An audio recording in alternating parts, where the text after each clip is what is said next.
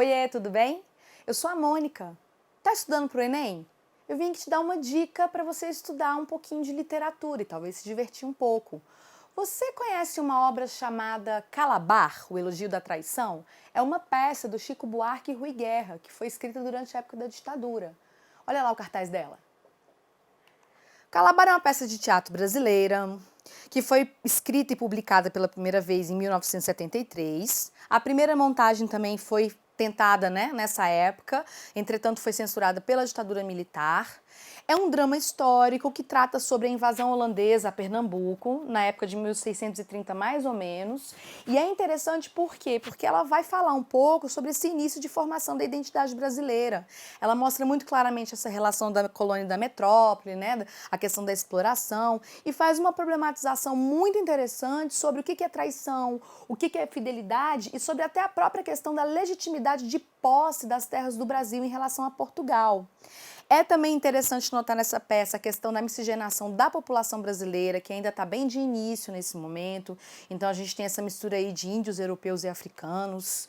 O protagonista é um personagem histórico chamado Domingos Fernandes Calabar, que nasceu em 1630 e morreu em 1635.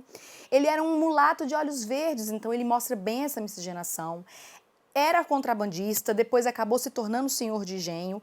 E de que trata essa peça? Bom, o Calabar muda de lado quando os holandeses invadem Pernambuco e isso acaba determinando a vitória dos holandeses, porque ele conhecia muito bem a região, ele servia aos portugueses e aí ele passa a ser caçado pelos portugueses. Quando se consegue pegar o Calabar, ele é executado cruelmente para servir de exemplo. É quase, digamos assim, um Tiradentes, Só que antes da época da Inconfidência Mineira. Tem uma música, porque afinal essa peça é um musical, que se chama Fado Tropical. Ela faz uma crítica bem forte à questão do colonialismo português. Olha só como é um pedacinho dela.